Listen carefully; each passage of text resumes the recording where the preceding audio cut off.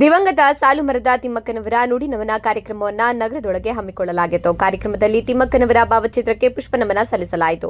ಈ ವೇಳೆ ಶಾಸಕ ಟಿ ರಘುಮೂರ್ತಿ ಕಾರ್ಯಕ್ರಮವನ್ನು ಉದ್ಘಾಟಿಸಿ ಮಾತನಾಡಿದರು.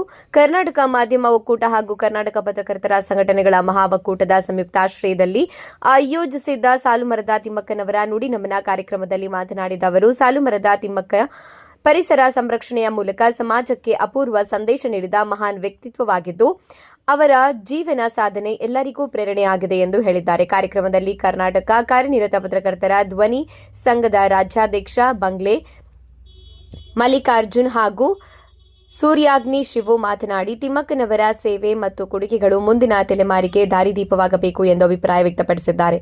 ಈ ಸಂದರ್ಭದಲ್ಲಿ ರಾಜ್ಯಾಧ್ಯಕ್ಷ ಶಿವಕುಮಾರ್, ತಾಲೂಕು ಅಧ್ಯಕ್ಷ ಬಶೀರ್, ರೈತ ಸಂಘಟನೆಯ ಮುಖಂಡರು, ಪತ್ರಕರ್ತರು ಹಾಗೂ ವಿವಿಧ ಸಂಘಟನೆಗಳ ಮುಖಂಡರು ಸೇರಿದಂತೆ ಹಲವಾರು ಜನ ಉಪಸ್ಥಿತರಿದ್ದರು. ಇದೇ ವೇಳೆ ವಿವಿಧ ಕ್ಷೇತ್ರಗಳಲ್ಲಿ ಸಾಧನೆ ಮಾಡಿದ ಸಾಧಕರಿಗೆ ಸನ್ಮಾನಿಸಿ ಗೌರವಿಸಲಾಯಿತು.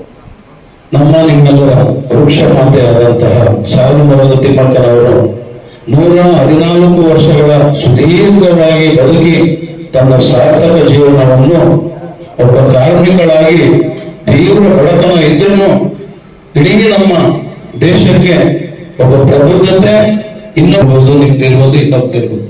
ಇವತ್ತು ಎಷ್ಟೇ ಕೋಟ್ಯಾಂತರ ರೂಪಾಯಿ ನಾವು ಮಾಡಿದ್ರು ಅವರ ಬಣ ಒಂದು ನಮ್ಮ ಶಿವಕುಮಾರ್ ಅವರು ಏನಿದ್ದಾರೆ ಅವ್ರ ಬಣ ಯಾವತ್ತು ಕಾರ್ಯಕ್ರಮ ಮಾಡ್ತೀವಿ. ಆದರೆ ಈ ಕಾರ್ಯಕ್ರಮ ಒಂದು ವಿಶೇಷವಾದ ಕಾರ್ಯಕ್ರಮ. ಯಾಕಂದ್ರೆ ಅವರು ಪತ್ರಕರ್ತರನ್ನೆಲ್ಲ ಕರೆಸಿ ಜೊತೆಗೆ ಒಂದು ಅರ್ಥಪೂರ್ಣವಾದ ಕಾರ್ಯಕ್ರಮವನ್ನು ಮಾಡ್ಕೊಂಡಿದ್ದಾರೆ. ಖಂಡಿತವಾಗ್ಲೂ ಸಾಲುಮರದ ತಿಮ್ಮಕ್ಕ ಬಹುಶಃ ಯಾರು ಕೂಡ ಭಾರತ ದೇಶದ ಪ್ರಧಾನಮಂತ್ರಿ ಆಗಿರಲಿ, ಭಾರತ ದೇಶದ ರಾಷ್ಟ್ರಪತಿ ಆಗಿರಲಿ, ಅವರನ್ನ ಎಲ್ಲರೂ ನೆನೆಸಲ್ಲ. ಈ ಒಂದು ಕಾರ್ಯಕ್ರಮ ವಿಶೇಷವಾದ ಕಾರ್ಯಕ್ರಮ. ಕಾರಣ ಸಾಲುಮರದ ತಿಮ್ಮಕ್ಕನವರ ಒಂದು ಬದುಕು, ಅವರ ಬದುಕು ಎಲ್ರಿಗೂ ಕೂಡ ನಾವು ಯಾವತ್ತೂ ಈ ಮಹಾತ್ಮ ಗಾಂಧಿಯವರು ನನ್ನ ಜೀವನವೇ ನನ್ನ ಸಂದೇಶ ಅಂತ ಹೇಳ್ತಾರೆ.